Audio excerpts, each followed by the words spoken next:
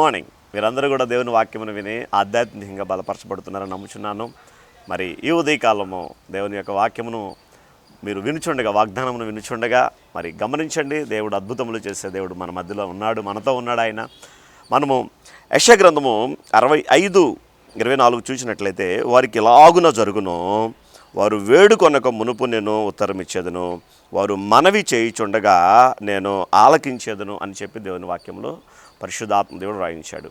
మీ జీవితంలో ఎప్పుడైనా మీరు ప్రార్థన ప్రారంభించి దాన్ని ముగించక మునిపే వాటి సమాధానాలు పొందుకున్న అనుభవాలను మరి మనం చాలాసార్లు చాలా సందర్భాల్లో మనం కలిగి ఉంటాం. మీరు కూడా అటువంటి అనుభవాన్ని కలిగి ఉన్నారని నేను నమ్ముచున్నాను సహోదరి సహోదరుడా. నేనైతే నా జీవితంలో అనేక పర్యాయములు మరి ప్రార్థన సంపూర్తి కాకమునిపే దేవుడు ఉత్తరం ఇచ్చి మేలుతో తృప్తిపరిచిన సందర్భాలు కనబడుతూ ఉన్నవి. కొన్ని సందర్భాలలో మరి కొన్ని ప్రార్థనలు దీర్ఘకాలం చేయవలసిన అవసరం కూడా ఉంటుంది.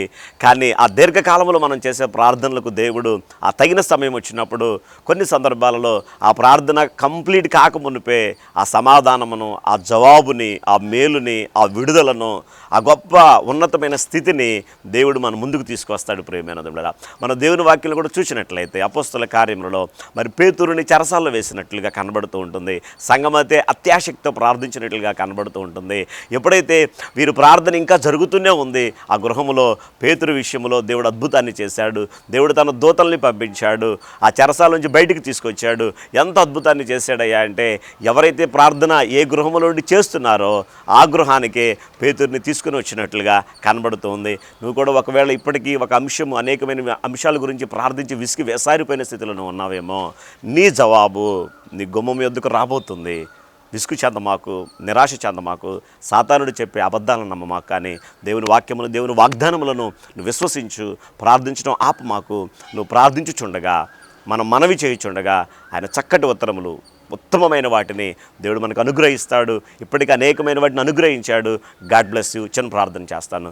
పరిశుద్ధమైన తండ్రి, మీకు వందనాలు ఆయన. ఇప్పటికే మా జీవితాల్లో మేము మొరపెట్టడము కంప్లీట్ కాకముందే, ఆ ప్రార్థన చేయడం కాకముందే అనేకమైన విషయాలు, అనేకమైన విడుదలలు, అనేకమైన స్వస్థతలు, అనేకమైన అవసరతలు మాకు తీర్చున్నారు నాయన.